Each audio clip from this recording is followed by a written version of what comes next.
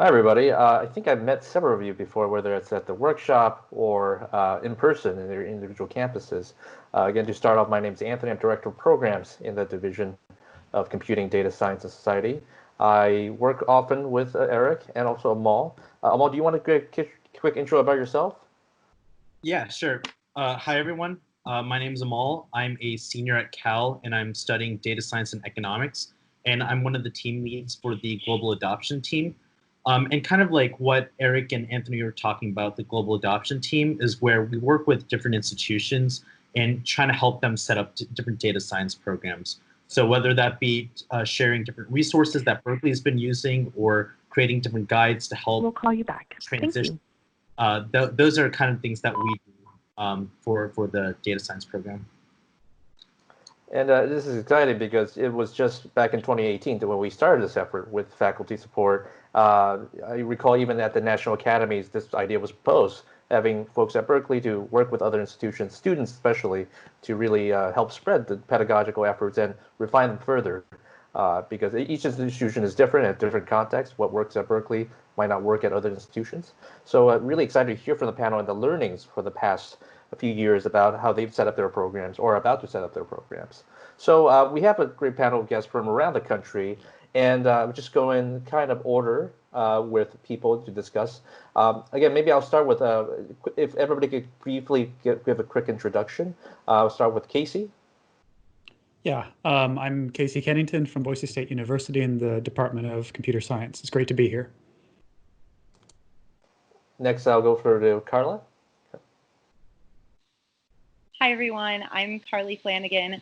I'm from the University of Illinois at Urbana-Champaign, and I work in the Department of Statistics. Great to see you all. All right. Next, I'll go to Memo. Hello, everybody. My name is Memo Ergezer. I'm from Wentworth Institute of Technology, Department of Computer Science and Networking, and excited to be here. Brian, would you like to go next? Hi, everyone. My name is Brian Kim. I am with the Joint Program in Survey Methodology in the College of Behavioral and Social Sciences at University of Maryland. Great. And last but not least, Taylor. Hey, I'm Taylor. I teach at the Department of Statistics at UVA, University of Virginia. Excellent. To start off with just a quick recapping of how the next few hours will go. First hour, we'll be having presentations, about 10 minutes for each presenter, and afterwards we'll have Q&A. If you have questions right now, you can feel free to ask them, but we will be responding to them at the second hour. So why don't we start off with, again, based on the ordering, Casey, would you like to start with the presentation? Sure, and I have 10 minutes. Is it? Yes, yes. Okay, let me share my screen here, if it'll let me. How's that? Yep. Can you see? Okay. All right, so. Give a 1 minute warning, just so you know. Great, thank you. Yes, I'm going to talk about how data science has gone at Boise State University, some of the programs we've had. In fact, I'll just jump into it. We have a PhD in computing program, and that's been around since 2013, but we only recently added a data science emphasis to it. We also have a graduate data science certificate that's kind of related to the PhD in computing data science emphasis. It's a lot of overlap in the courses. Undergraduate certificates, we have two of them, a data science sort of proper one, and then a data science for the liberal arts certificate. It's also a minor. We also have some courses and clubs that I'll talk about, but I'll just talk about all of these things very briefly, and then I'll talk about how we have adopted the Data 8 course and how that's worked for us at Boise State. Whoops. Oh. There we go. Okay. First, the PhD in computing. There are four emphasis areas. The PhD in computing has been around since 2016 at Boise State. It started with computer science, computational science, and engineering and cybersecurity. Data science was something that I was involved in spearheading to add to the PhD in computing program that we have. It's a very interdisciplinary program, and data science seemed to fit very nicely into it. To make this work, we had to develop a course, an introduction to data science course at the graduate level. And one of the things I did was make a service learning component to this, and this was really nice because the service learning means we find community partners who have data needs. They want someone to analyze data for them, or maybe build a little application for them. And we have these students go out and meet with those community partners and figure out what their needs are and try to fill them as a service learning component to this graduate level data science course. The other courses that are required here is a computer science machine learning course, and then 2 math courses, probability and statistics 2 and computational statistics. And then after that, it's just a bunch of electives and, of course, dissertation credits. The graduate data science certificate that we have is basically those 4 courses. This is a very new thing. So if someone in industry or is really in any other graduate degree program wants to get the certificate, they can. There's a couple of prerequisites, obviously, to get into a graduate level data science course. They need to have had a pretty solid math background. They need to have some programming skills to make it work, but we haven't seen too many problems with that. The undergraduate certificates kind of unfolded in an interesting way. The Data 8 course that we adopted from Berkeley has become our 100 level at CS 133, Computer Science 133, Foundations of Data Science. I tried to make this into a general requirement for Boise State students, but it didn't quite work out yet. We hope to do that in the future. But right now there are these 2 certificates, and they both use this 133 course, which is the Data 8 course materials, in as a first class in their respective certificates.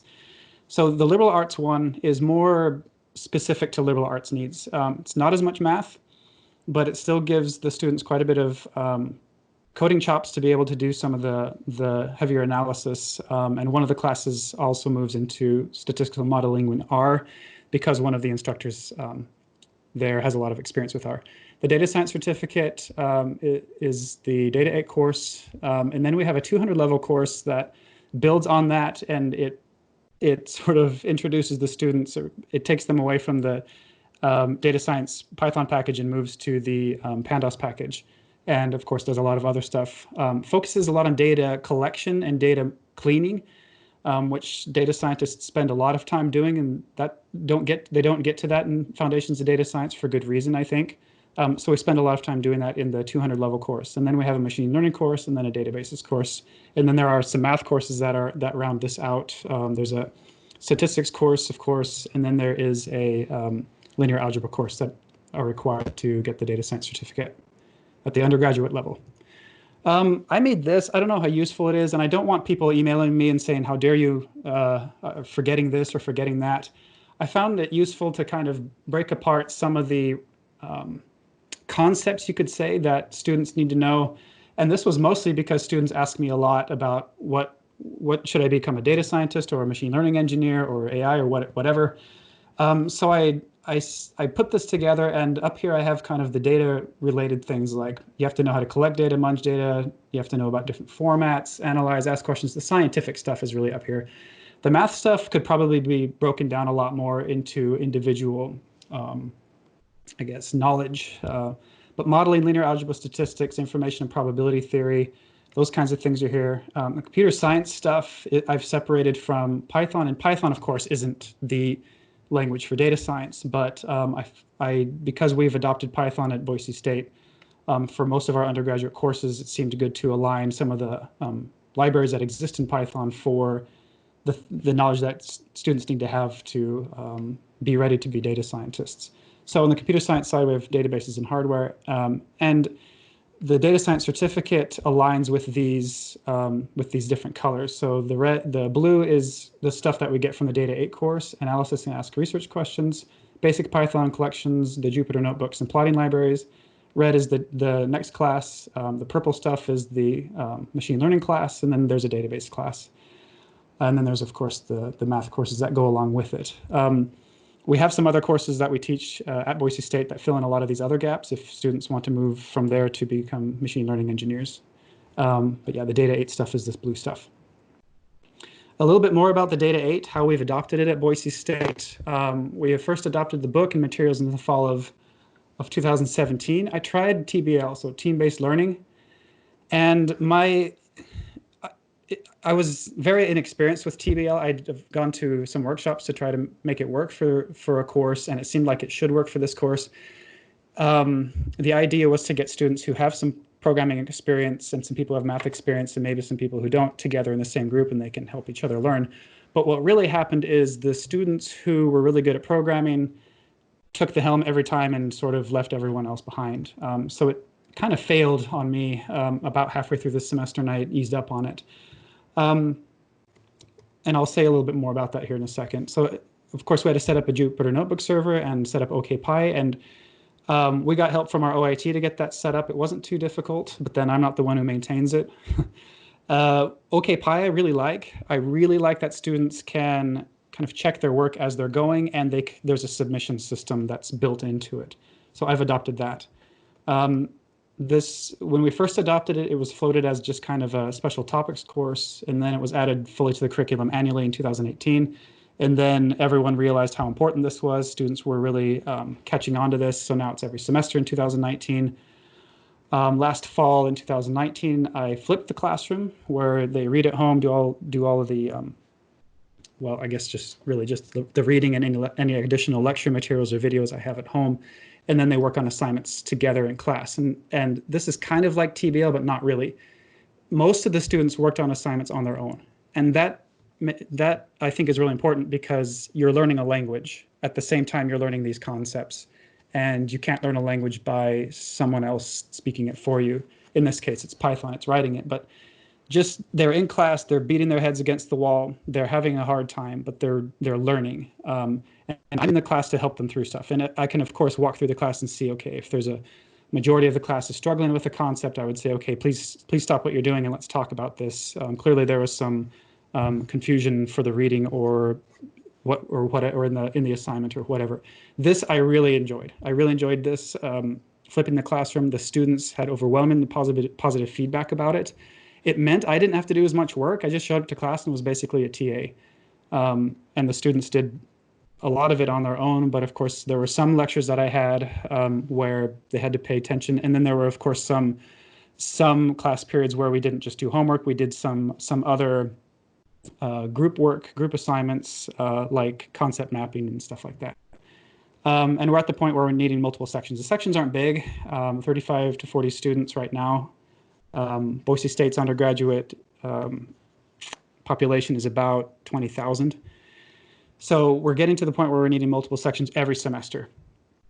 And I really like this data science class because there's a better representation of underrepresented groups other than other STEM classes. So it's a pretty even split, for example, between men and women in this class than in other computer science classes. So to sum up, PhD in computing emphasis, we have our graduate and undergraduate level certificates, machine learning emphasis. We have some stuff I didn't go too deep into here. I know a lot of other universities have these classes. I'm just saying these are very related from the computer science side to data science. My area, for example, is natural language processing. We have our graduate level courses that are in machine learning, artificial intelligence, natural language processing, recommender systems, information retrieval, human-computer interaction, large-scale data analysis, and deep learning that we teach. We have our AI club, and that helps get students introduced and builds a community around data science, machine learning, and artificial intelligence. We also have software carpentry courses that are kind of 1 or 2 week getting people started on this, on programming. So when they go into something like 133 or even to graduate school, they're not too left out to dry. So that's, I guess that's it for Boise State. So let me find Microsoft Teams and stop sharing here. All right. All right. Thank you, Casey. Next up is Karle from UIUC. Take it away. Sounds good. I'm going to share my screen as well. Can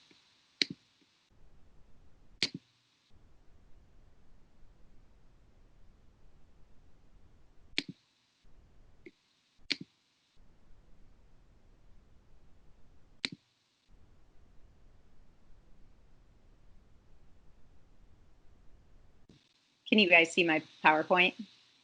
Yep, that's good. Okay, perfect. So I'm going to talk about the data science program at the University of Illinois. And this is in progress right now. So some of these things we haven't actually done yet. They're just plans of what we are going to do. So I'll start off by saying that I attended the Berkeley conference 2 years ago.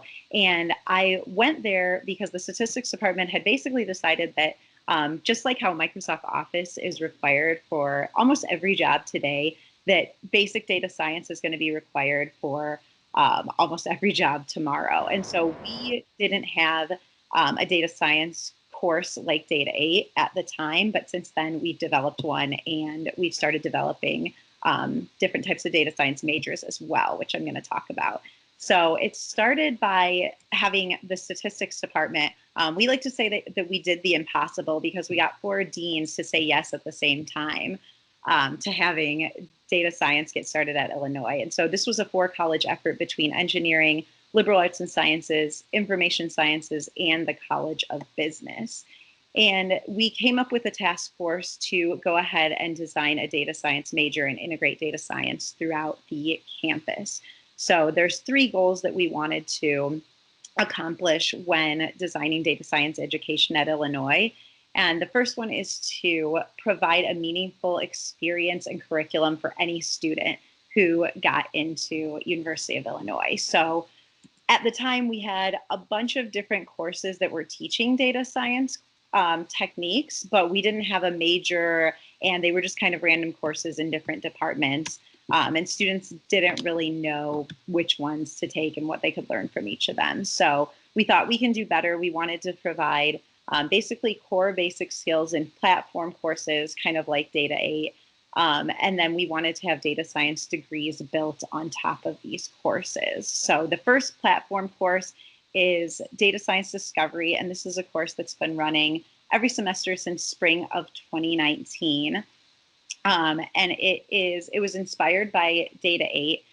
It's now a freshman level quantitative reasoning gen ed. So a lot of students take it to get their math gen ed credit. And there's no prerequisites. We wanted to make sure that every student that gets into Illinois can take this class. And so I was one of the ones that actually developed and taught this course. And we decided to have 2 professors teaching the course, which was very new. We had never done anything like that at Illinois. And so I worked with my colleague, Wade Fagan-Olmschneider, in the Department of Computer Science, and then I'm from statistics, to kind of develop this course. And we wanted to make sure that there were 3 components to the course. The first was introductory statistics. That was kind of my expertise. So we covered a lot of the same topics that they do in Data 8. And then we also wanted to integrate Python. And so we mainly use pandas throughout the course, and we had structured data sets. One thing that we did that I thought was really interesting, the students seemed to like this, was that we decided to have a data set each week that we would work on. And our data sets are all publicly available, and we tried to pick data sets that we thought Illinois students would be interested in. So an example of one of them, we had data from every class at UIUC and how many A's, A minuses, B pluses, et cetera, were given in each class. So we had the students play around with that data set. And we really liked the idea of showing them as many different data sets as possible. So doing a new one each week based on what we were teaching that week. We had a bunch of real world problems that we had to create. We also used Jupyter. We had the students submit their assignments using Git, and we did have them get familiar with the command line on their computers. So I'd say the first week of the class, getting them all set up with Jupyter, GitHub, everything, that is definitely the most challenging week. But then after the first week, they get used to doing the same thing every week to submit their assignments. And then the third thing that we wanted to make sure to incorporate into this platform course was privacy, ethics, and impact. And that was one thing that the School of Information Sciences really helped us with that. So you'll notice that this course, Data Science Discovery, is actually cross-listed 3 times. So it's a stat course, computer science course, and there was input from information sciences as well. So that was the first course that we created. And it has about, we started with only a few students, 20 students, and each semester it's grown to have about 300 students in the fall. And the setup is very similar to Data 8. We have 3 hours of lecture per week. We have 2 hours of lab/discussion. And in the lab, that's where they work on actually getting practice using Python. Our teaching team, we had two instructors, and then we had graduate TAs to lead the labs and undergraduate course assistants to help with office hours and in the labs as well. And like I said, we started in spring 2019. We did a small pilot section of the class. We actually had 20 students from 20 different majors, so that we wanted to make sure that the course was accessible to, like I said, anyone who got into Illinois regardless of their major. And then since fall 2019, we've offered the course each semester, and then it's growing with capacity every semester. So that was the first course that we developed. And one thing that we're in the process of implementing right now is data science degrees at Illinois, because we have a stat degree, we have a computer science degree, we have a stat plus computer science degree, which is pretty much our data science degree. But we thought it would be great if individual departments can offer an add-on component to their degree that involves data science. So we developed this idea of X plus data science degrees, where the X can be pretty much any major. So we have like biology plus data science, communication plus data science, etc.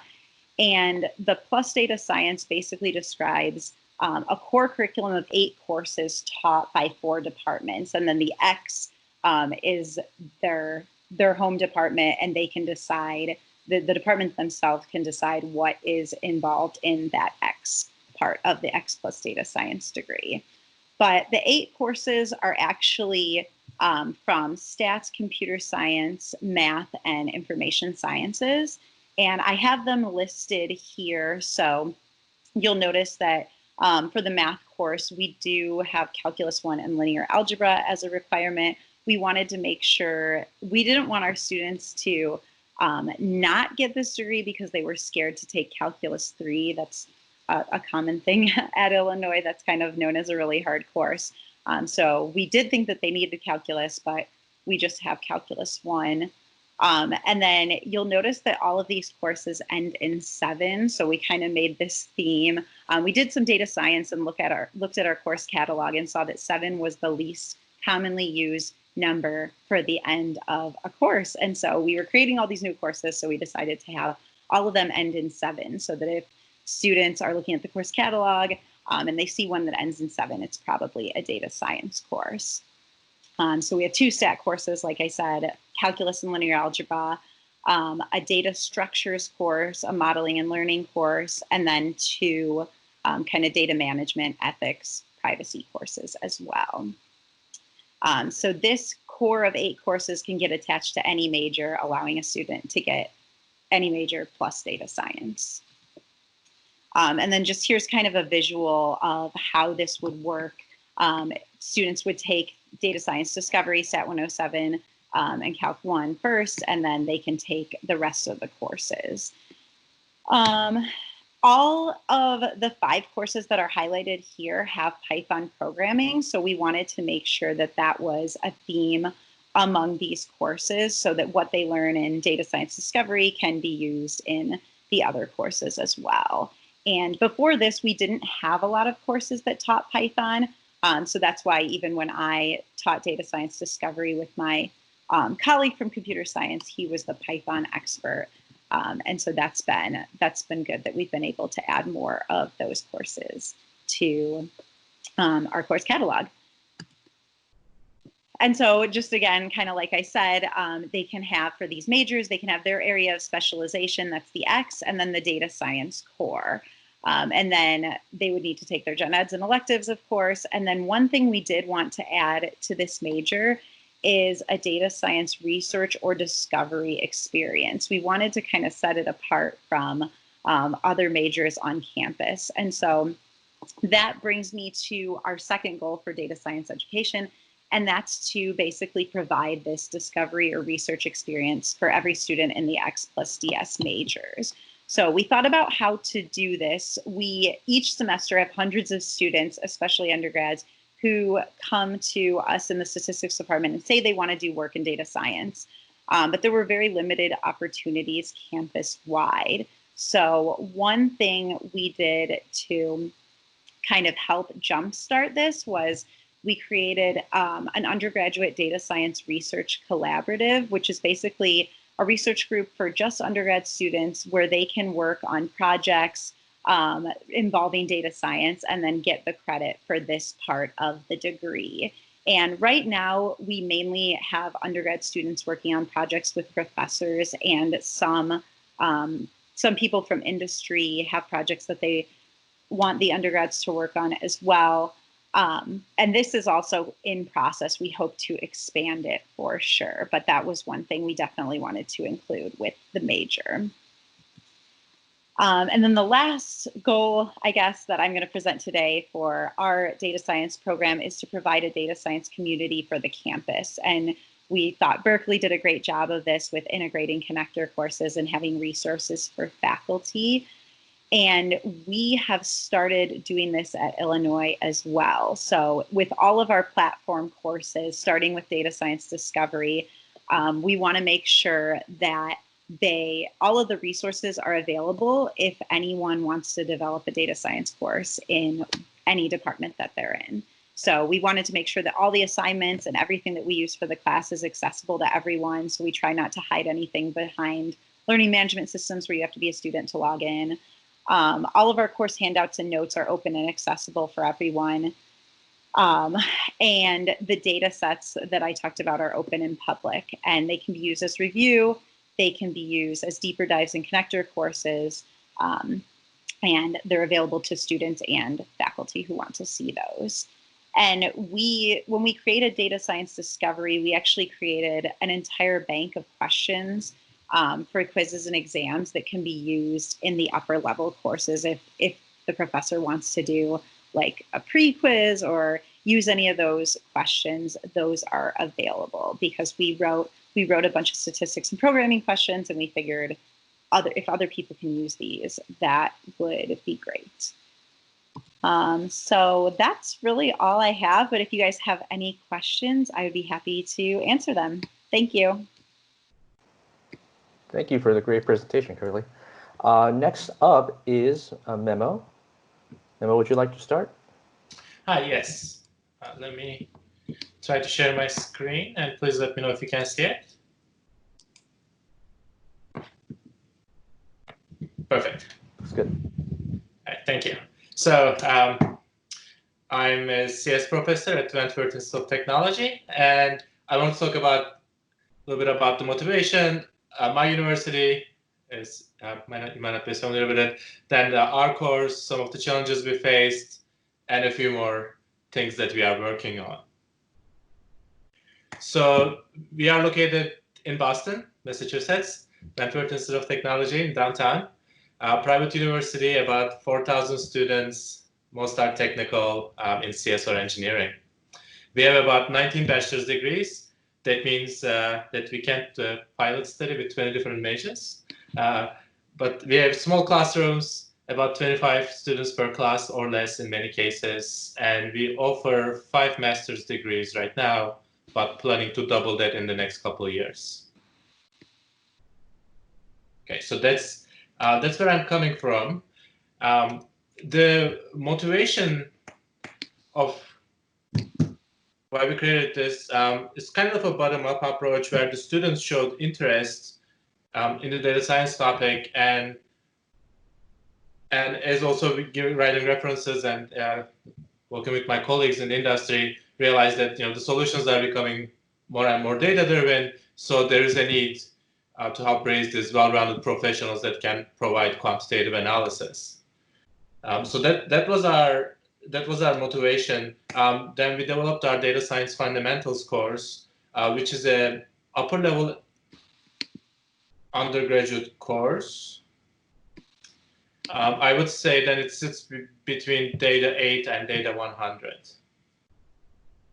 This is for the CS students. That's the first time they can take this course as an elective at the beginning of their junior year. That's the first time they have an option to take an elective. Semester long, it's open to all STEM students we have on campus and the CIS students. It requires intro to programming and some stats to get into it. I do also want to mention that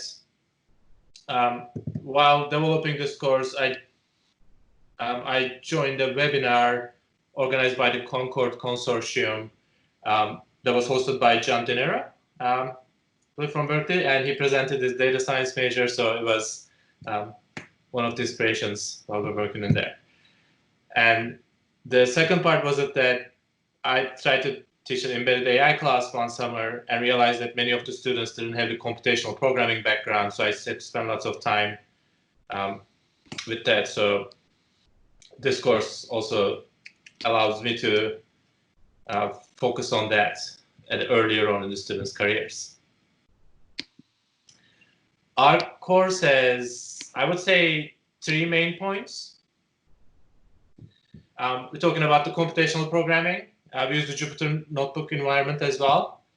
I want them to represent everything as arrays and use computationally efficient libraries, lots of masking, indexing, broadcasting, vectorization. So that's the first part. Then data munging visualization. So that's the Pandas, Matplotlib. And then the final part is introduction to machine learning at the, just introduces the principal concepts and then doing some inference using high-level APIs like scikit. We also do spend a module on bias in machine learning. And that's sent to the final project. So the book we are using is also available for all. It's published by O'Reilly, but it's available on the made available by the author. And we're using Jupyter Notebook. We have a local server that's running a Jupyter Hub, so the students can log in from their tablets if they wanted to collect the lectures and to work on their assignments, which means that they'll have the same environment. Makes our lives a bit easier. Using the NB grader for the automated grading. Being a smaller institution, I don't have any TAs or graduate assistants, so I'm doing the teaching, the lectures, the labs, as well as doing the grading. So I automated as much of the lab as possible. And NB grader gives me the command line interface as well as the visual grading, which I like. There are some examples of assignments and stuff here, but I'll just show this one of my favorites. This is a NUMPY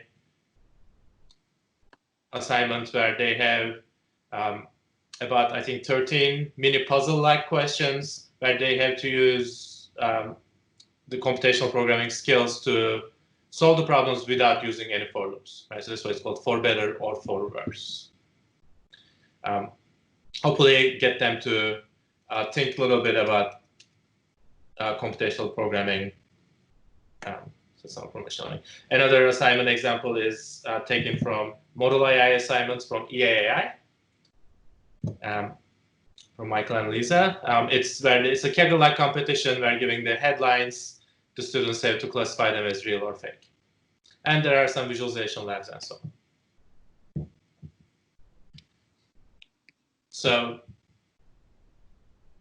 where to go from here with the course is one thing I noticed that our hub serves Jupyter Lab and Notebook.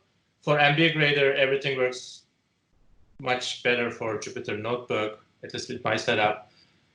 But I noticed that many students prefer the Jupyter Lab. So I think it might be worth, for the user experience point of view, for me to upgrade our tools to accommodate them. We are also, with everything that's going on right now, should we offer online modality is one question, and also should we offer a graduate program? We don't have undergraduate data science, we just have a minor right now, but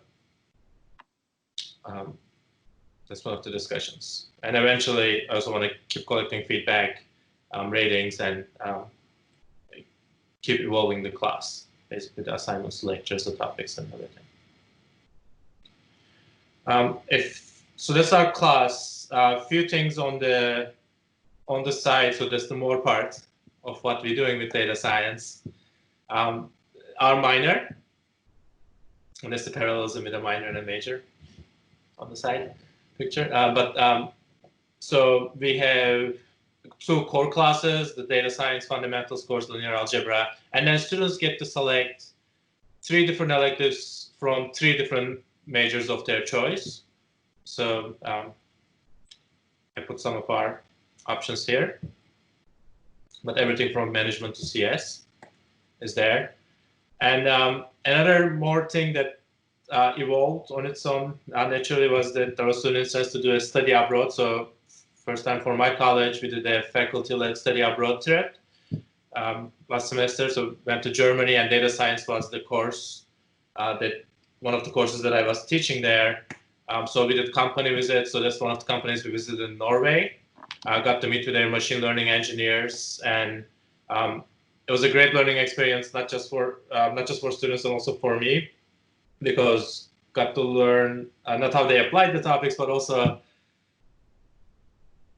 the difference in the work culture and just the life philosophy in these European countries, which also differs, in Germany and Norway.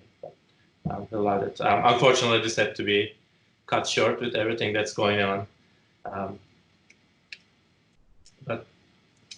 Yeah, I'm very grateful to everyone in Europe that also made that possible. So that's all I have. I'll be happy to any questions comes from everybody else, but I also wanted to throw thanks to my chair, Charlie, our network admin, Jeff, and one of my students, Brian, who helped me to develop things. Great. Thank you, Memo. I believe it's Brian is next. Brian, are you there? Sorry, my microphone was muted. Can you see my screen now? Yes. Okay. All right. So yeah, my name is Brian Kim. I'm going to be talking about Data 8 adoption at University of Maryland. Actually, I'm going to be kind of a little bit more specific than that. Basically, at University of Maryland, there's actually kind of multiple data science efforts going on. There's like a group within like the computer science department who kind of developing data science, like classes and like a major and everything like that. But also there's, and I'll talk a little bit about the majors in a little bit, but basically what I'm focused on is basically the efforts within the University of Maryland College of Behavioral and Social Sciences. So my background is in statistics, but I'm in the survey methodology department within the College of Behavioral and Social Sciences. And there's multiple departments there that kind of currently have different standards for statistics education. So each, like psychology, government and politics, criminology, they all have kind of their basic, stat sequences like specific to their major. But they kind of differ in how sophisticated they are, what they use, and things like that. So, for example, government and politics, they do everything in R from the very beginning, and they just kind of say, okay, we're going to do everything in R. Same thing for psych. They do a lot of they use R for their classes, so they have like their like their 100, 200, 300 level classes for that. On the other hand, there are other departments that don't really that don't use R. They just kind of teach statistics by itself without having like a coding component to the class. And so the idea behind this, the goal was to really try to have something that was more standard and have kind of a better idea of like how to standardize this statistics and data science education for social science majors in the College of Behavioral and Social Sciences. And so basically that was where this kind of data science for social sciences class came in, BSOS 233. And so BSOS stands for the Behavioral and Social Sciences. So this was a class that had the kind of header for the overall college rather than being hosted in a specific department. And the idea behind this was basically there were pilot courses that were run in the fall and spring, and there's more that are being planned. But basically, the idea behind it was, can we have a sort of standardized social data science class that we can run so that students from each of the different departments within the behavioral and social sciences that they can take, and then basically, start out with this very basic data science class, and then they can go on to take more specific classes within their own departments, kind of similar to what you might expect from the like connector courses and things like that. But I guess more specifically, they would be taking other classes within their own departments. So yeah, basically, I kind of put together this course based on Data 8 with a few changes. So the main ones that I've mentioned here are kind of more of an emphasis on ethics and privacy and confidentiality. I think that there could be more done to it, but I definitely kind of go more into, like the ethics and things about, I go more into the machine learning content. And so I talk about ethics in machine learning and bias in models, and then talking more about privacy and confidentiality, and kind of spending like either maybe half a week to a week on kind of just on privacy and confidentiality, and with more kind of spread throughout the year. Although I do think that there could be more done to address privacy and confidentiality issues. And then there's more examples also catered to kind of social science applications. Basically just taking a lot of the labs and the homework and the content from Data 8 and kind of switching it up, having the same idea, but using a different data set, using more social science applications data set.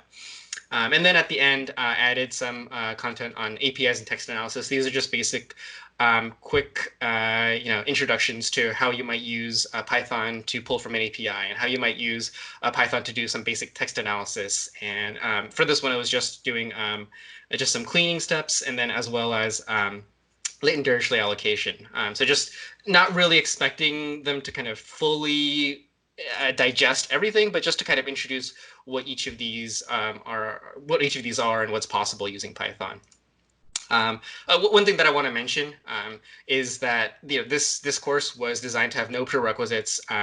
Basically, was designed to just have anybody could take it within the as long as you were within the College of Behavioral and Social Sciences. And so basically, it was just to kind of see whether this could kind of be a replacement for, maybe not really necessarily a replacement exactly, but basically just kind of act as kind of that first course in data analysis, data science for each of these different departments. So this was, using the Littlest Jupyter Hub, basically just kind of using Jupyter Hub. And, this was all, actually, I did this all myself. And so it took a little bit of time and work to kind of figure out how it was set up. But I wanted to know how it was all set up and how it all worked. So I set that up, and I think it worked well. I think, so for the first semester, the fall 2019 semester, I used Hub, and then I used Lab for this recent one, the spring 2020. And yeah, I mean, it ran pretty smoothly. It was, I think the instructions that were there for implementing the Littlest Jupyter Hub and all that stuff was very useful. The goal for the future is to kind of host it through the School of Information Studies' virtual computing lab, so they have people that can kind of manage and do all the IT work. I didn't do any auto grading for this because the classes were small, but the plan is, as this grows, to include auto grading as well. So in this class, about half the students were from economics. The rest were from a variety, criminology, hearing and speech sciences, psychology, etc., government, politics as well. And so this was not the intention with this class, but a lot of them were actually juniors and seniors with prior introductory stats training, just from their own departments. And I think a lot of this was just because there wasn't anything like this before. There wasn't really like a data science course aimed at students in the social sciences. Basically, the classes that were in like the math department or the computer science department, they all had a lot of prerequisites, and so the students in these majors didn't really take any sort of data sciencey course that actually had some sort of coding component to it, or a significant coding component to it. before this course. And so because of that, that actually was what led me to kind of add some of that stuff at the end, because I had more time. I didn't really have to go into the statistics material as much. And so I was able to kind of add a little bit of those, like the APIs and text analysis at the end for students, which that may be the kind of stuff that, maybe could be moved to like a connector course type of thing as this grows and as we get more and more, first and second year students, as it's offered more and it's as the amount of people that can enroll in the course grows. And so kind of moving up to the next part is, currently we're in the process of setting up this social science major. This it's going to be called social data science. And so the idea is to have this kind of data science for social sciences as a benchmark course, have kind of data ethics and privacy and confidentiality and all that stuff be a big part of the major, and have that as a have that as required courses, and also have students focus on a disciplinary cognitive. So basically they can choose, classes to take in, like the different departments that I mentioned, psychology or criminology or government politics, as well as part of this major. So yeah, basically, thank you to the UC Berkeley Data Science Education Program for all the work that they put in to help, implement all this. One of the things that I do also want to mention that we got funds from the University of Maryland Year of Data Science to help, basically make all the updates to the course to actually, change all the, or not change all, but like basically make the updates to include social science applications, and as well as basically funding to kind of run this course and do this pilot to try it out. So yeah, I'm happy to take questions afterwards. Thank you, Brian. Next is Taylor. Hey everybody, let me just share my screen. Everybody see that? Yep. Okay, great. So this is me right here. I teach in the Department of Statistics at UVA, and I was tasked with teaching our Stat 1602 Intro to Data Science with Python course. I've been teaching that for 3 semesters, and there's a lot of interest in data science at UVA, and not everybody that's interested wants to adopt the statistics major. So there's a lot of students taking this course that have, subject matter interest in, say, psychology, that know that in the year 2020 they kind of need to know some sort of programming language, some sort of data cleaning, get some sort of idea on how the world operates nowadays. And so here's some pictures. You can see course enrollments for undergraduate is exceeding 3,500 students most recently, the last semester. And so we, in our department, we have 2 intro to data science classes, one with R, one with Python. And it's almost, it's very heavily based on data 8. And so, thanks to that, we were able to kind of ramp up enrollment pretty quickly and get something that was pretty battle tested.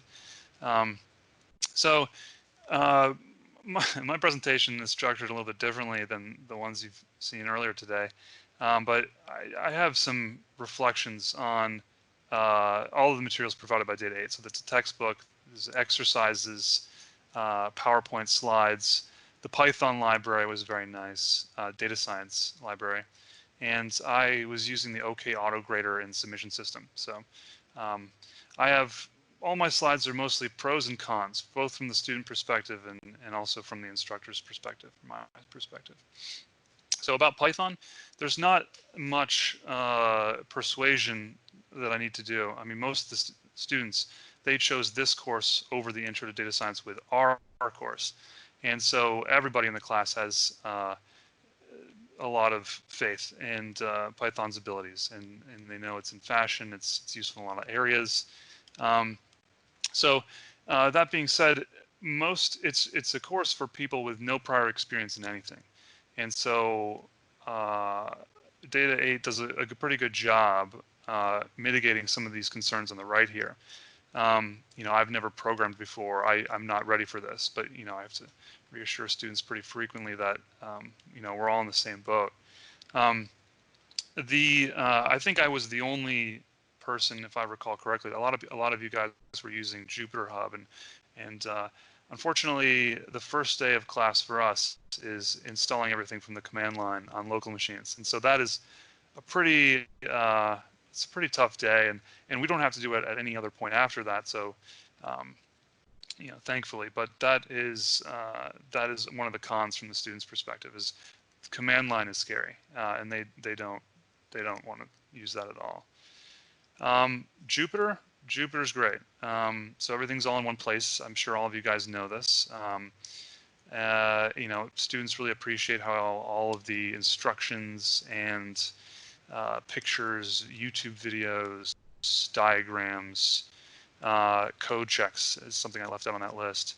And so they can open up one file and everything's all in one place, and it doesn't look like the terminal is great. So a few things that will pop up, a few complaints, a few of the worries, a few of the snags regarding Jupyter. And there's really only two things that have happened over and over again for those 3 semesters I was teaching this course.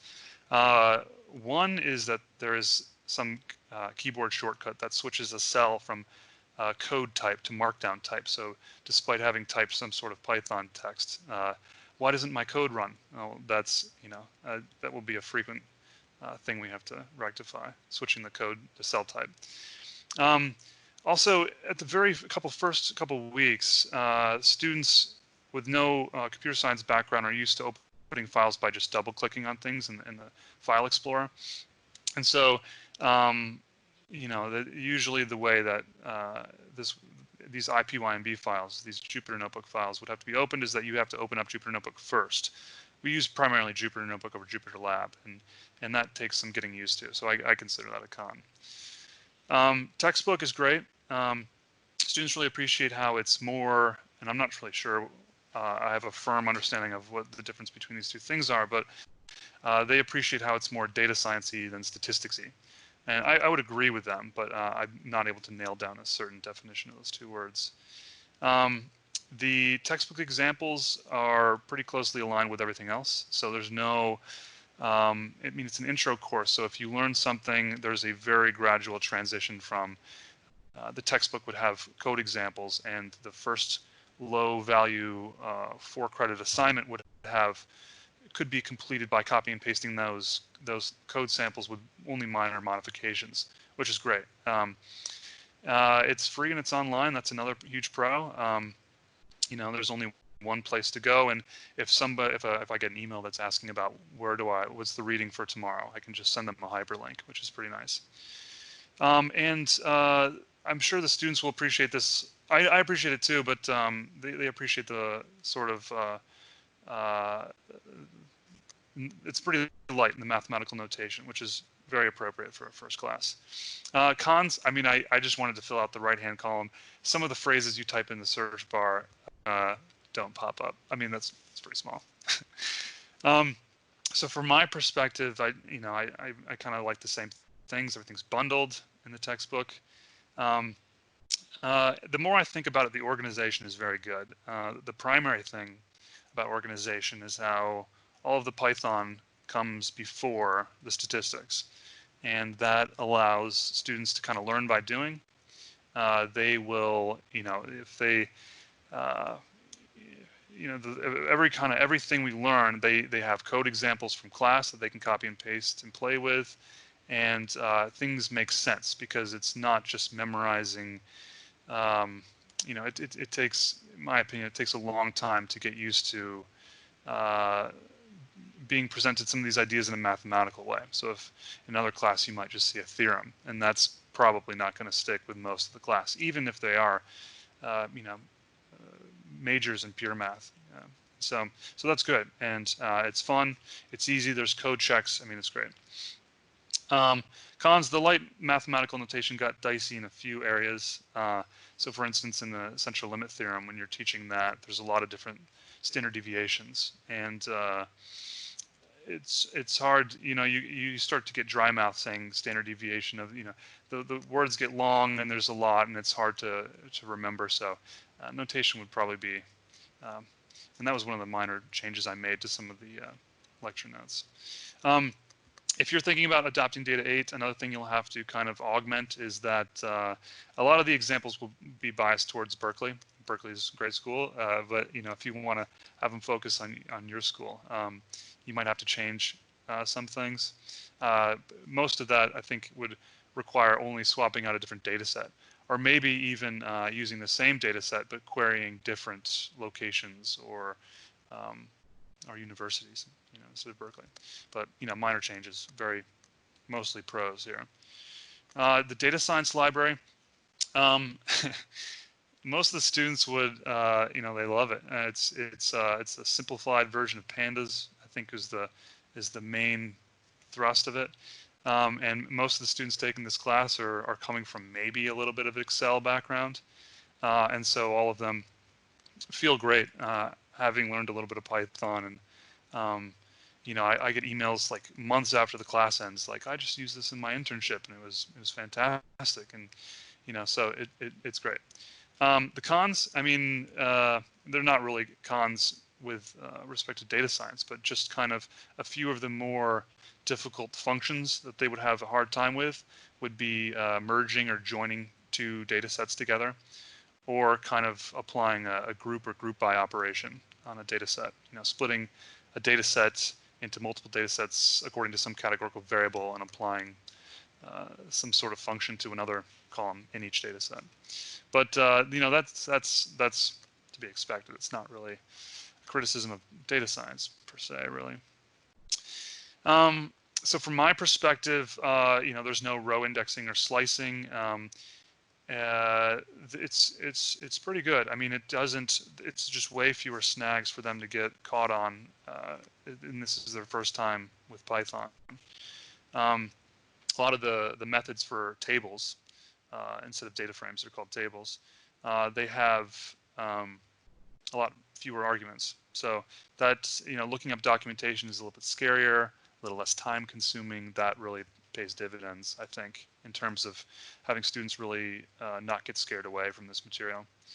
And something I was always cautious of was that before I started teaching it, I was like, I was concerned that students would complain that they weren't really learning about pandas. Like they were going to be coming into the class, getting ready to learn something they had heard about from friends or from the internet. And I received maybe one complaint from hundreds and hundreds of students over the course of 3 semesters. So that's I think the TAs would prefer pandas. They want to stay sharp. They're applying for jobs and stuff like that, and they'll probably get more likely to get pandas interview questions than data science ones.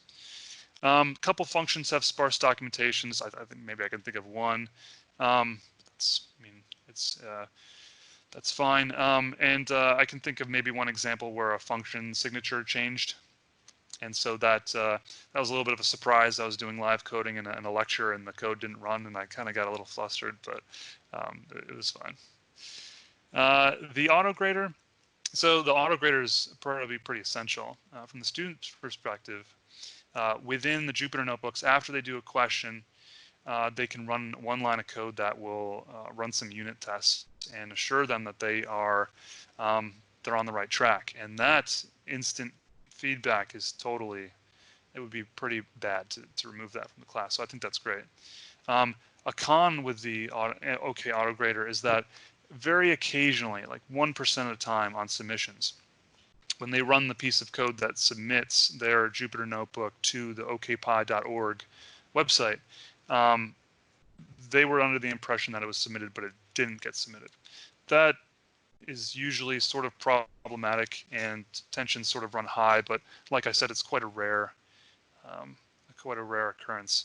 So, from my perspective, it's for a class this large and this based on this much programming, it's pretty essential. It's a lot easier than manual grading or writing your own autograder software. Cons, it didn't really work as advertised, but I was kind of running it in a different way. So I wasn't really able to. There was always a problem that was popping up with running the autograder on a remote server, not my local machine. So now the past 2 semesters, I've just been downloading the zip file of all the submissions and running some shell scripts on my local machine that is basically a spruced up version of NB Grader, which is fine. So it's good. It works now, but just beware of that if, or maybe the snags have been worked out since then, because this was over a year ago. I think I might be out of time, but I can probably take some questions when we start taking questions about what I would do differently and things like that. But otherwise, thank you. All right. Thank you so much, Taylor, for a great presentation. Now is the Q&A time. I think there are a lot of people have been posting questions, and a lot of them have been answered. We will resurface some of them if needed. But if you have questions, please add them right now. I'm also just curious if the panelists have questions for themselves. This is the first time I think many of you have met each other or communicated. Is there kind of questions the panelists have for themselves to ask? I have one question that I want to ask Casey, I believe it was, who mentioned doing the flipped classroom. Yeah, I mean, so one thing that I did when I tried running for the fall class was I tried to do a flipped classroom, and then I did traditional for the spring, and I found that the non-flip, the traditional format worked better for me, and I'd be interested in learning more about kind of what you did specifically that you think made it work better for having a flipped classroom, kind of the structure of it, things like that.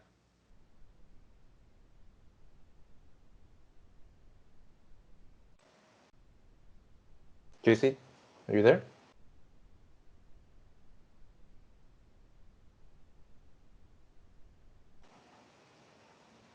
Oops, is Casey there?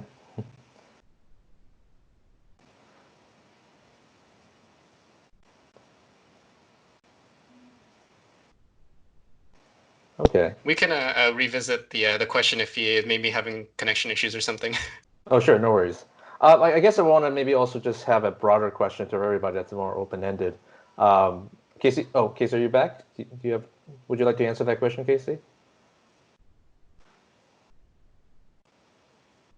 Oh, okay. Casey, maybe you're still having audio issues. Can you hear us? Okay.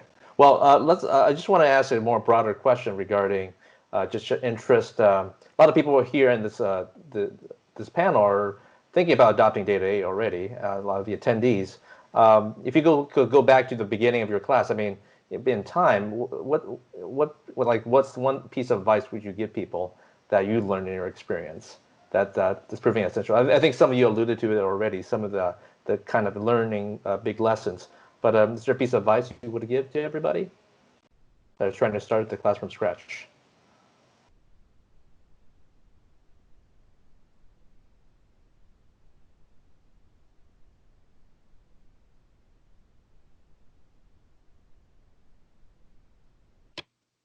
I can go first. Sure. I would say use as many resources as you have on your campus as possible. Like, I actually don't think I would have been able to do this all on my own. And I found out that we have a lot more resources for helping with, especially the technology side of getting the class started, than I knew at the beginning. So I would say, don't do it alone. Get help. That's great. Casey? Oh, Casey, I think you're on mute for some reason, or sorry about the audio difficulties.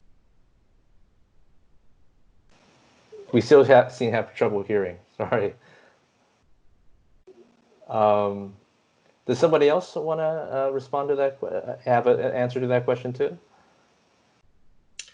Yeah, I mean, I can say a little bit, I think. I mean, maybe this might be more specific to kind of how I implemented it, because it was kind of a more specific audience of being directly aimed at social science majors. But I found that kind of being more reactive to the students and kind of where they were at was very useful for me, because I may have started out, so from the very beginning, I, thought, okay, I'm going to have to kind of teach all of these things. But, as I learned about, what they already knew, I kind of was able to kind of be more flexible. I was flexible about kind of how the course ran, and that kind of let me to explore other topics that I think was really nice and made the class better. So yeah, I think that would be kind of one thing for me, and maybe that's just something for me personally, as opposed to maybe if you're implementing a course that's kind of available to everybody in general, it might be a little bit different. Great. Other people have feedback or suggestions? Oh, sorry, Casey. I'm still having trouble hearing you. I know you're trying to say something. My apologies. Yeah. No worries. Taylor or Memo, do you guys have any feedback, suggestions? Sorry, I've been getting a lot. I opened up my my chat room and I'm getting all these great Right. recommendations about auto graders. Great. You're looking for feedback for first timers? Yeah. What is like the most essential piece, or one or two of the most essential learnings that you recommend other people do based on any pain points you experience? Pain points were mostly around the auto grader. So I think I might defer to somebody who's more experienced with these new. So I'm getting recommendations about auto grader. In my other courses, I'm using a platform called Gradescope. All of these are Berkeley projects too. I don't know if you guys know each other, but We do, actually. that's great. Another thing would be probably use a Jupyter Hub if you could set it up.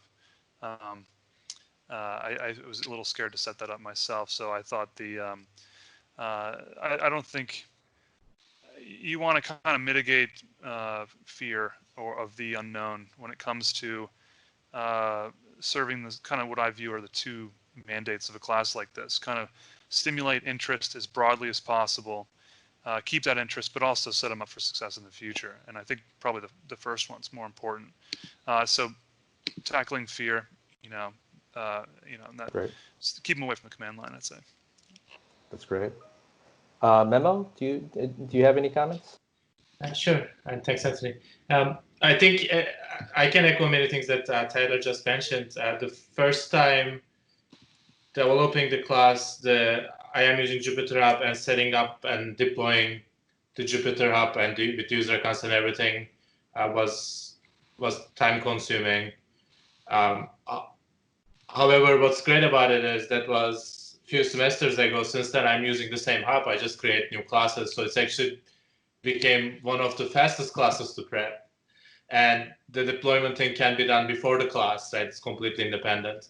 So I think it was well worth launching it, and looking forward to maybe launching the next generation when the lab stuff is upgraded. I also wanted to support the statement on Gradescope. I actually don't use Gradescope with data science course, but I use it in my other classes, especially like with algorithms and AI classes, and love it. So I just want to say thanks for that as well. The other thing with going back to the having the server, at the end of the class, I usually end up with many students that being attached to the environment, and then they will ask me to keep their accounts active so that they can use it for their personal projects or their senior design projects and so on, just because they like developing on it, which I'm happy to oblige. Great. Casey, do you have your audio working now by any chance? Or yes. Sorry about the earlier difficulties. The other set was really good. I had some of the similar pitfalls. The only two things I had: programming as soon as possible. If you're messing with it, it will turn a lot of students off, and they'll go a different way to try to get to programming. Afraid of the command line. Later in the semester, I usually had a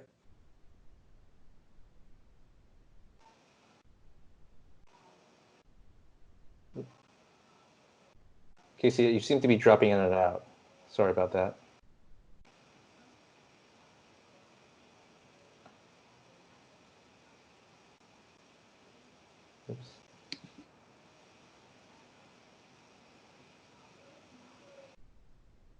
Ms. Casey, potentially, do you mind just answering the question over chat, and we can try to then try to fix it a later time. Sorry about that. My bad. Our bad.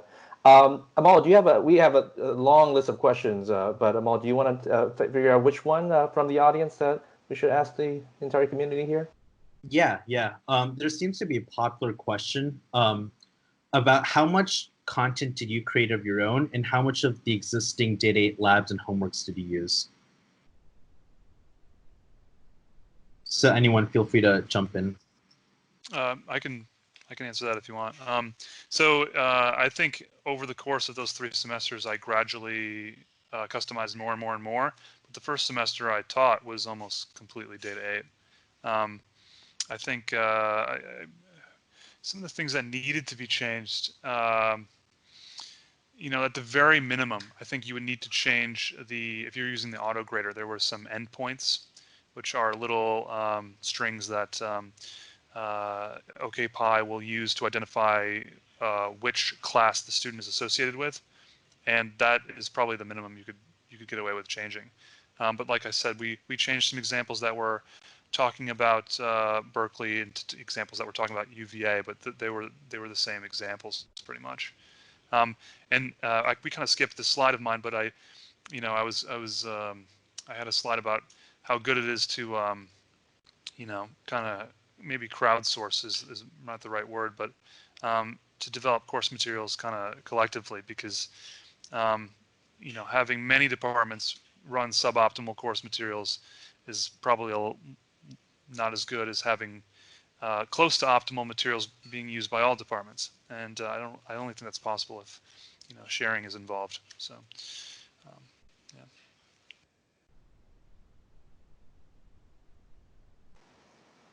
Other people have go ahead. Yeah. So I mean, as I mentioned before, a lot of the work for the labs and the assignments, they were generally questions that were taken from the data material, but maybe for a lot of them, having the data set changed. And so kind of still going over the same concepts. And, I mean, it kind of made new questions without really that much work on my part.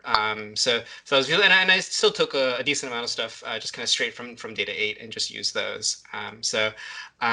Yeah, I did that a lot. In terms of, I mean, I didn't use all of the material from Data 8. I just kind of picked and chose. And then for some of the stuff at the end that I mentioned, like the APIs and the text analysis, of course, I kind of added that myself. Nice. Does anyone else have an answer to that? Okay, that's fine. We can go to another question. So the other question was that on the panelists seem to have like a data science, CS, or stats background. Do you think that an instructor who's not in one of these fields could still teach this course?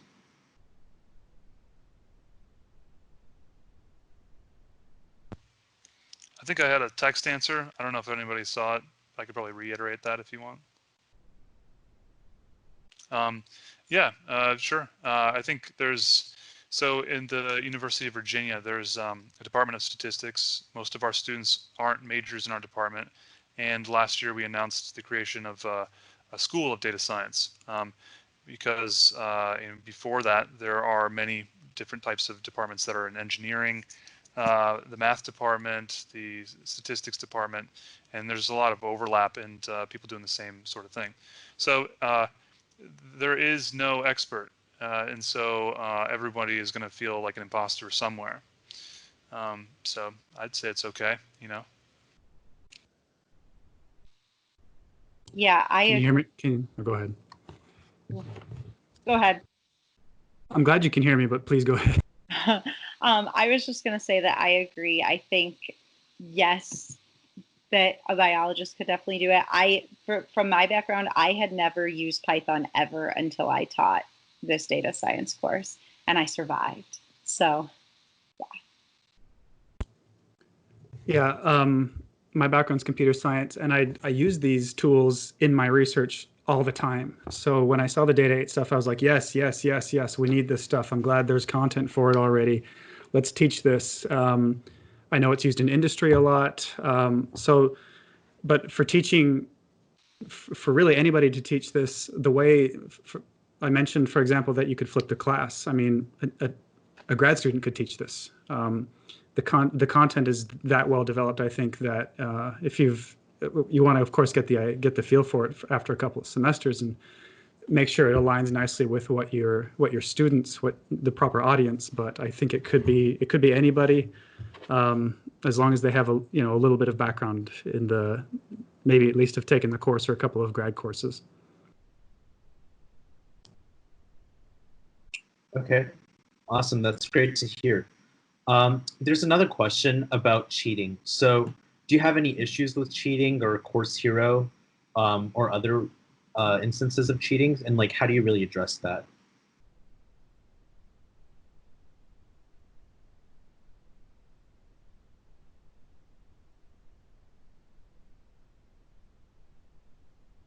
I guess I can try. We do check Chegg somewhat regularly to make sure if nothing is posted. If it is, we have somebody that does a takedown request from them, and they do. Those kind of things happen, but I don't think it's any worse than any other course I've had.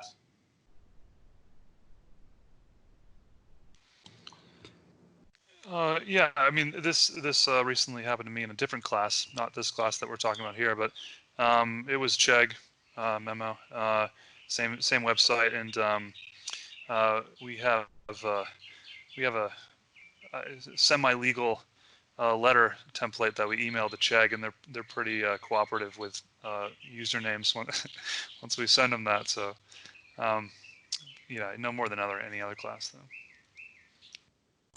So the one nice thing about the flipped classroom is you can kind of walk around the room and watch everybody as they're doing programming, and you can kind of see, they work in groups, so they're kind of doing this together, and they might submit at the same time. So it could be the case that one person's doing most of the work on the assignments. The way to mitigate that is to have certain exams partway through that aren't necessarily programming exams, where you're actually setting them down, and they have these short answer questions that they have to do. For example, I have a final exam. It's it's not comprehensive. It's the second half of the semester that's more about the science concepts rather than the programming concepts. And if it's worth quite a bit of their grade. So if they've been cheating all along, there's no way they can do well in the class if they don't do well on that final exam. Yeah, and this isn't necessarily kind of applicable to kind of this class in general, but because of the small class size that I had for these pilot courses, I was able to have instead of exams, I had a midterm project and a final project. And what that meant was, and this was worth a significant portion of the grade. And so because I was able to kind of read through it, they can't really cheat on those. They have to, like, if they have an exact same project, it's very obvious. So basically that kind of forced them to actually do the work and actually learn the material to actually be able to complete the projects. Another thing, that if you're using the auto grader, it's pretty easy to tweak the tests to pick up on certain things that are, there's tests that I show the students, then they can, worst case scenario, they can try to game those in trial and error and not really understand what they're doing. But if you're clever with writing some of the auto grader tests, then you can probably change those from year to year, change the examples. It's pretty easy to, actually this class is probably really easy to catch cheaters if you're clever with that sort of thing. Okay, awesome. That's great to hear. So another question is, what are some challenges with content delivery to students who might need more help to understand the material?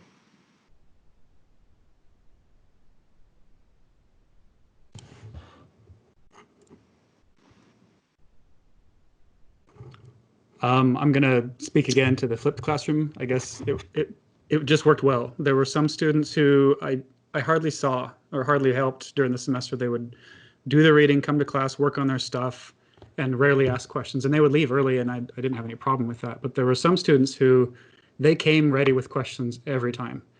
And I had to spend, a few minutes with them at the beginning of, throughout the class. Students who needed more help, it was office hours.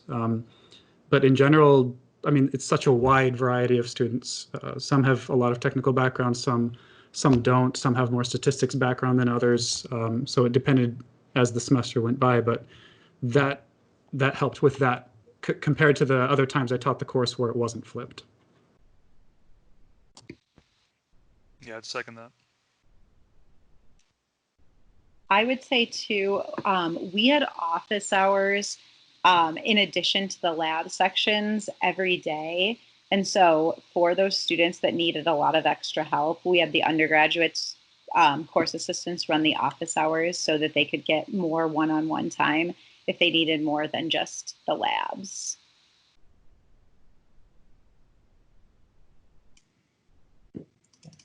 And I would say my school doesn't have recitation. We have lectures and labs, but the lectures, I'm using the notebooks for the lectures as well. So you can see here what it looks like. But there are also lots of coding exercises within the notebook, so they get to practice live. I think because there's a big variance in the students' background and programming skills and everything, I find that if they can code along, they're all learning and helping each other. So I think that's one of the things that helps them. And that's one of the reasons why I like teaching this class today. So. Yeah, just having a lot of resources for them to practice, I think really helped. Like we had a bunch of problems that were randomized that they could do over and over again if they really didn't understand something.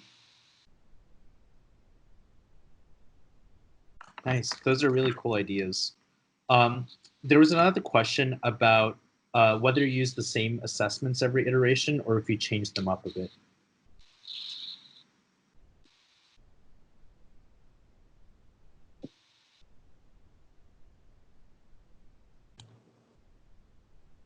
I'll go again. I personally like to change at least an assignment in each class I teach every semester. That way, the class is always updating and evolving, but I don't have the stress of updating the whole thing. And as I think Tyler that mentioned it, by just changing the unit testings, you can also avoid some of the problems that might occur. But I also, like I said, do a whole new PA if I can for each class, but that's a personal thing. I reuse the same. I think you can download multiple semesters. I use the same one for 3 semesters, and it's I changed it a little bit, but the main core examples sort of get dated, which is sort of a downside. Like I think one of the examples is Deflategate, which was a football scandal in it was like 5 years ago. I'm not a football fan, but it caught the eye of fewer students, I'd say. So keeping up, that's a lot of work, keeping those examples up to date, I'd say.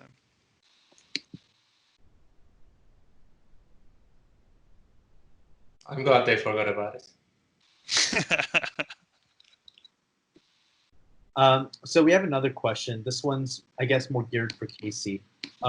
What ideas might you have to use the flipped classroom model remotely? I mean, it's not perfect. I'm planning on doing it this fall, and we kind of we're pushed into this in the spring. You do have to have the content ready in Data 8. It's nice because I didn't use the slides so much because those were more geared toward Berkeley logistics. I used the book though, and the book we had it set up to where the links were linked to our Jupyter Notebook server instead of the one at Berkeley because you can copy the book.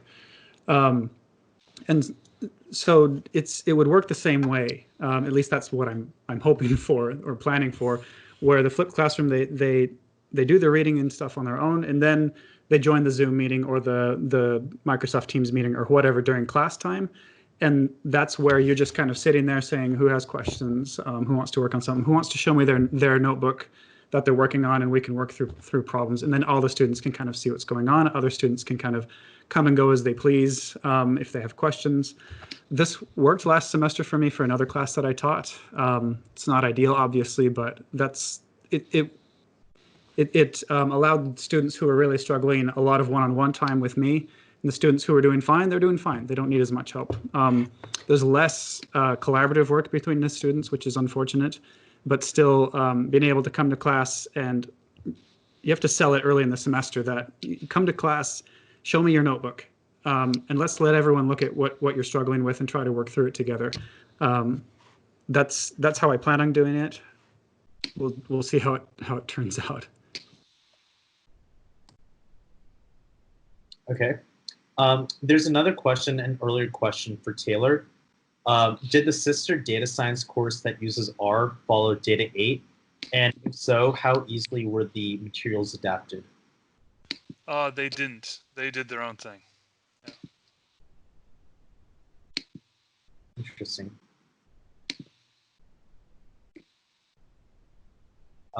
Okay, so another question is, do you have like some students that struggled with programming or statistics, and would you like advise them to take another course before Data 8? Not really. Actually, the students with previous experience in coding in Python actually did worse on average, probably. Like they would try to make everything into a for loop, and we would delay teaching for loops for quite some time. But yeah, so it's kind of the opposite. Yeah, thumbs up. Yeah, and I think in the first few weeks, as long as they're coming to class and they're staying in touch, it's usually that initial fear dissipates, and it's handled quite well. But for the so I'd say that's how it is. I echo that completely. There's two big things about computer science, because I'm in computer science, and some of there's a lot of differences. Two of the big differences are computer scientists learn a lot about data structures, whereas data scientists don't have to spend time there. They don't have to make custom data structures. You can use Pandas, you can use built-in stuff in Python. And the other one is the iteration. I tell them if you're using iteration on a notebook in Pandas, you're probably doing something wrong most of the time. There's probably a better way to do it doing column operations. So we do try to delay that, and same thing what Taylor said, it was a problem. But I did have some students who really, really struggled with learning what functions were doing. They would come in for extra help. I'd try to explain it in 10 different ways, and they just really, really struggled to grasp it. And you're going to get some of those students who just really have a hard time. I found that kind of bringing it up in class and saying, anyone else struggling with functions or have struggled with functions, how did you understand it? And the way they word things to their fellow students is very different from the way I word things. And they can reach them in different ways. So allowing someone else to explain the way they understand functions helps. It's not going to reach everybody, but it does happen. The math stuff wasn't as difficult as the programming in my experience.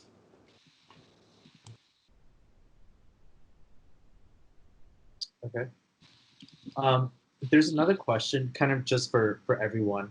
Have you looked into, or like, do you have ideas about modules and connectors where like you're applying these data science concepts to other domains?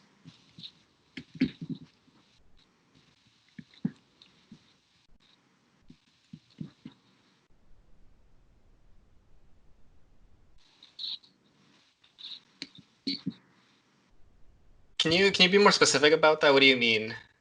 Yeah. So like whether that be including like different domain examples within your data science class, or kind of expanding your data science like program to include modules and connectors where you're applying data science techniques to other domains. Yeah, I mean, I guess that's kind of what kind of my implementation of the kind of Data 8 was like. We're kind of trying to gear it towards the social sciences. And one thing that we're still kind of working on and struggle with a bit is trying to connect it with existing courses in each of the different social science departments. So, there's kind of various courses that, could use could act as kind of like a connector course within, maybe something like in governmental politics. There's a class that's specifically on analyzing like polling data. And that would be great as a kind of like a connector course type of thing, but connecting it doesn't quite it doesn't quite fit exactly with how the data 8 course is and how that course is taught. That course is currently taught in R. There's certain like things that people are expected to know in that course which don't quite really line up with what's taught in data 8. So a little bit of it is kind of making it work, but I think there's a lot of potential there for incorporating all of these different applications into these data science courses.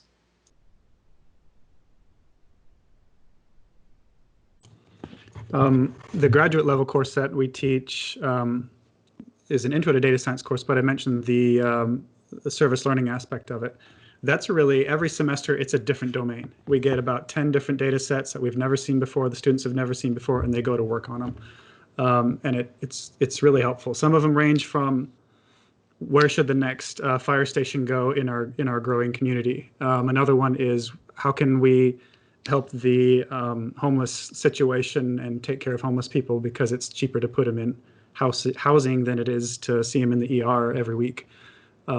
Those kinds of things. There's also a farm that has a ton of IoT devices, and they wanted to figure out where's the electricity going, and they thought it was the HVAC, but the students found out that it was one bank of lights that was on that didn't need to be on. So that's helpful. Getting stuff from the community is helpful. There's tons of data needs out there.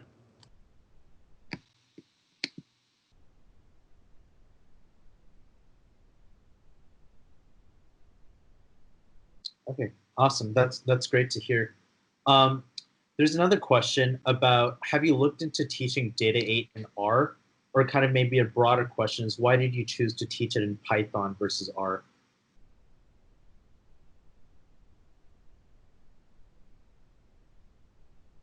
For us, we didn't have any Python courses before this course, and our students were asking for them. So we thought we have a lot of courses that teach R already. This will be a great way to integrate data science with Python.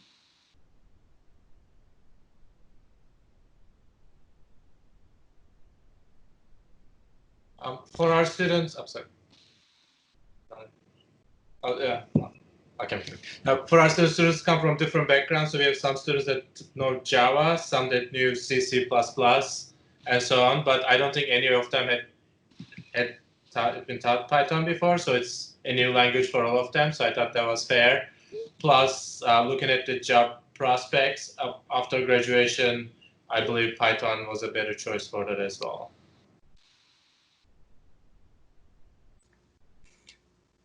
For us, I mean, there really wasn't necessarily any reason that we chose Python over R.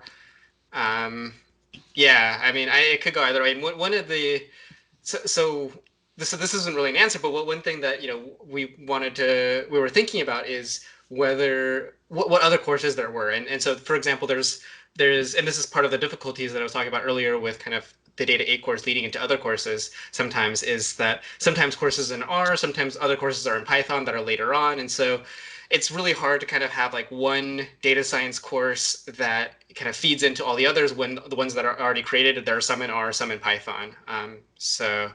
Yeah, I mean, it was just kind of a matter of, well, just choosing one, I guess, for us. We chose Python for selfish reasons. I use Python in my research. All of my colleagues use Python for their research. There were a few who used R, and I've used R in the past, and it's a great language. But philosophically, you don't know a language, programming language, unless you know at least some of the libraries. But the libraries kind of help you determine which domain you're working in. But when you're talking about data science, like NumPy and Pandas and scikit-learn and the rest of them, everything's being done in Python. And a lot of hiring and research is being done in Python and shifting towards Python. That's not to say R is phasing out. I think it has a very strong presence and students should still learn it. Our graduate class, we were switching between R and Python every year, but now it's all Python, just because that's what the students wanted and that's where kind of our research fields are headed right now.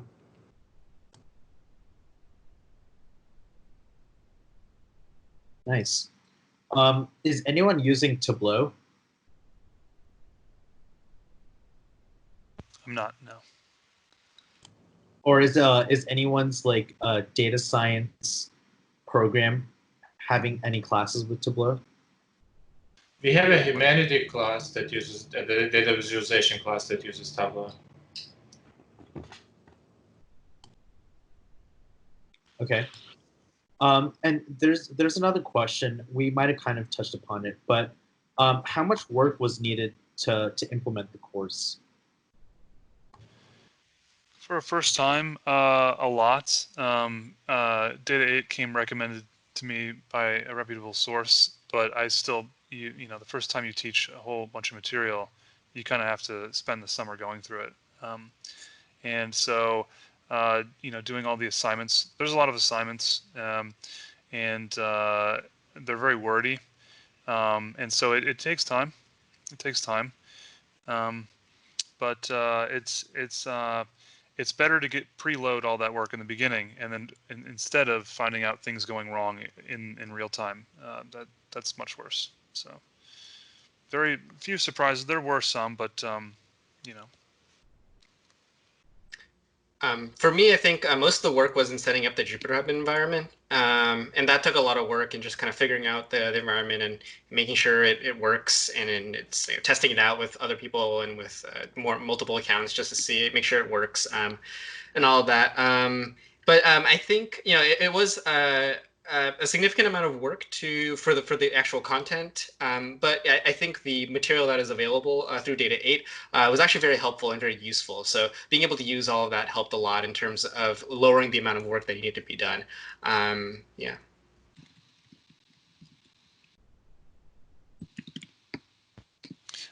I would say there's still work to be done. I mean, I don't think I'm teaching this course next semester. I mean, that would be quite a surprise. But if I do end up teaching again in the future, I would probably spend a lot more time tweaking the statistics examples rather than the Python examples.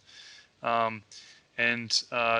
me being in the statistics department, you know, we are always trying to drive theory down the throats of students as much as we can.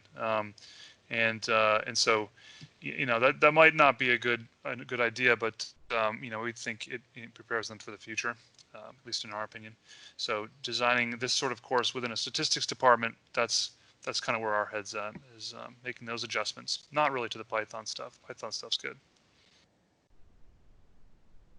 I would say the first semester that we implemented the course was a lot of work. But I mentioned before that we actually did a pilot section of the course with 20 students from 20 different majors. And I'd really recommend doing a pilot section because we kind of worked out the kinks before we had a big class. So that was really nice. And we knew all the students, we knew their names, and we could get feedback from them. And so that helped a lot the second time we taught the course. Nice, nice. How would you kind of like, now that you've been teaching Data 8, like kind of what are your future goals for the course or for data science at your university?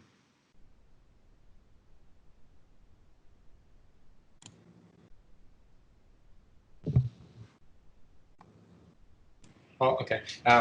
So we started just with the fundamentals course, and students showed interest. So then it just evolved into a minor, and there's still interest. So now we have a discussion of should we have a master's? And then I really love the idea of that was presented here, the X plus DS. So now I'm also thinking, or should that be a goal as well?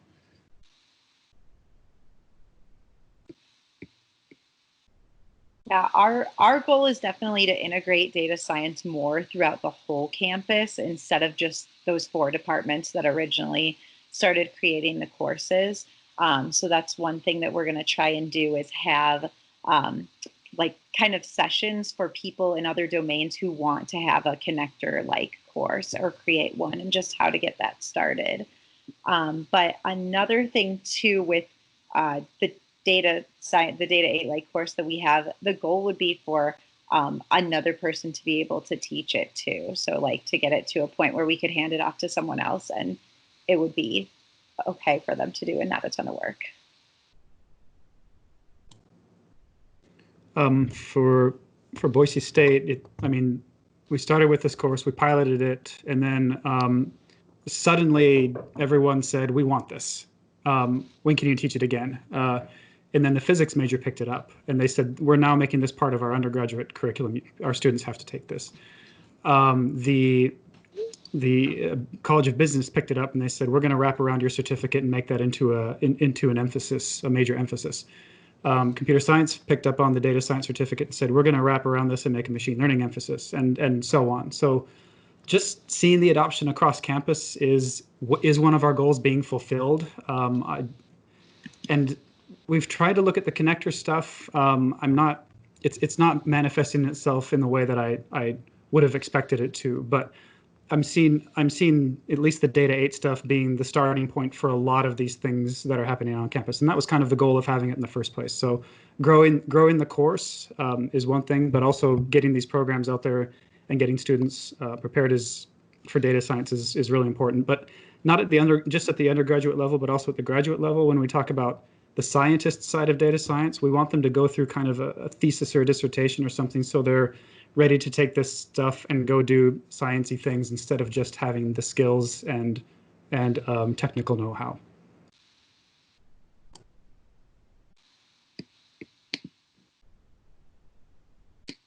And then what advice, or how would you suggest someone to try to get like institutional buy-in, kind of showing the power of data science to be able to start a course at their school? That's a good question. It might be above my pay grade. I'm not sure. I have to think about that too for a minute. Yeah, I feel like for me, we didn't have to do much convincing. Yeah, and for me personally, yeah, I mean, there was this huge demand. I mean, people just wanted this data science course. And and at University of Maryland, we have the whole we have the year of data science thing where they kind of they had all this money available to try to fund more data science activities. So yeah, I mean, I found in general a lot of places really want more data science, but yeah. Maybe one thing that at least my department could probably do a little bit more work in is tracking down where alumni end up working. And learning exactly, is R used more than Python? I have no idea. Or which areas are doing what. It's probably industry specific, firm specific, and so we can do a better job of actually. If we're customizing the material and the course content, a big factor, a big consideration would be, okay, we're changing it to make these students more employable, if that's their goal, or if their goal is grad school, make them more. Stronger foundations. So. Yeah, I think one common comment that I got at the end of the course was they enjoyed the course because they're going to be using these skills and these programming skills at their job. Yeah.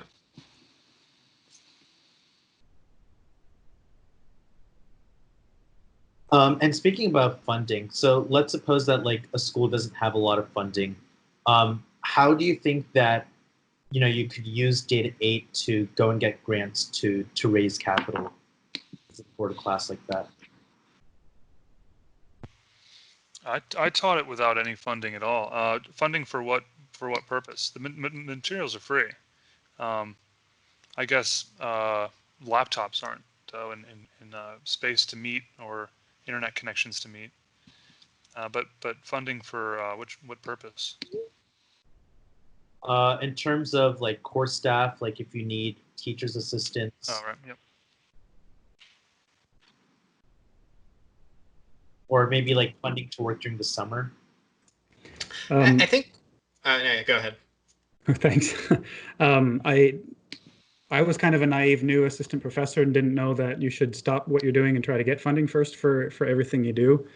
So I was like, wait, we need this. Let's just go and teach it. And everyone was like, well, you want to do it? I was like, well, yeah, I want to do this. So I got it set up and it kind of worked, but it did take a lot of effort the first semester. Flipping the classroom wasn't terribly bad.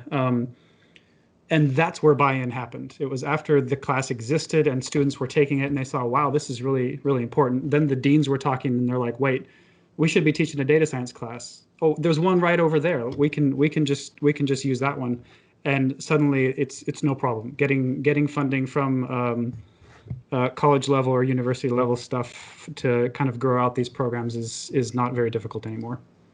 But it has to be there. Yeah. I think there was a question about what the funding is for in the chat that I'm seeing. But yeah, so the funding that I got was for time to work on it during the summer, as well as for the computational infrastructure.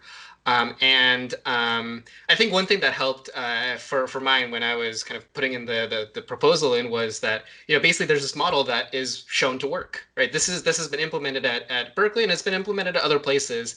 And this is a thing that is very useful. This is a thing that has worked. And so basically, our needs maybe are a little bit different.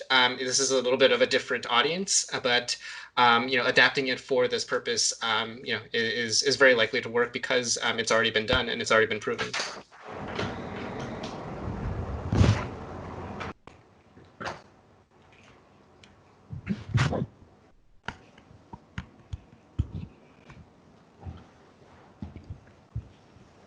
Right, we're almost 10 minutes before the end of the formal time for the meeting. Do folks have additional questions well, there's several questions still popping up, but maybe that can be answered later on in the chat alone. But do you have any lasting thoughts or final thoughts about their experience or inspiration for other instructors going forward? I think it was definitely the largest class I've taught, and it was pretty exciting. The feedback was all over the place. People who were like, so the first semester we offered it, we didn't really have any of the prereqs restrictions in place. So we had fourth year CS majors, first year dance majors, and so I hear a lot of departments, you guys are making it required for all majors or available to all majors, and I think it's pretty cool.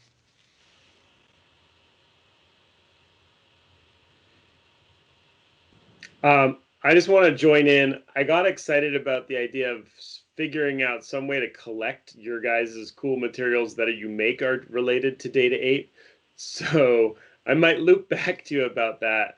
I'm not quite sure how to do it, but it seems like there's something there, right? Where like, seeing how people riff it, or seeing if Brian Kim puts sociology in it, or seeing if Karle does the Illinois example to counteract the California example. Like, there's good stuff there, and this whole open curriculum thing is really about like contributing and borrowing and seeing how stuff's done. So I'm gonna think about it and try and think about how to make some sort of public repo that we can curate a few examples, because I think there's lots of questions about that. And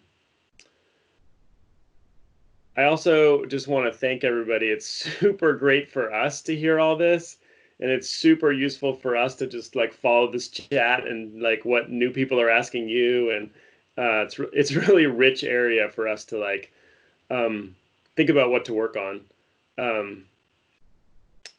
Anthony, did you want to wrap up?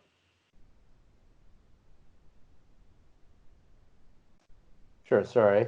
Thank everybody for being part of this really exciting panel about how concepts in Data 8 have been spreading throughout the ecosystem across the world.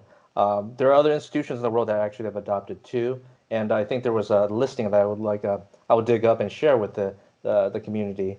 I would love to have people are welcome to stay on this chat box and continue to communicate. I think really we want to encourage a community of developers, curriculum developers, and instructors to really continue to grow. Frankly, Berkeley is learning a lot from what you guys are doing to improve the course itself at Berkeley. And I think this open source nature of the community has really been exciting, and I look forward to continue working with you all and think about new curriculum opportunities. But yeah, I think we have some other exciting panels in the next few days. We would love to have you guys enjoy those and be part of it. And join the Slack, be part of the Slack for sure. After this workshop, if you guys could be on the Slack, because I'm sure people might ask questions that you guys might be able to crowdsource.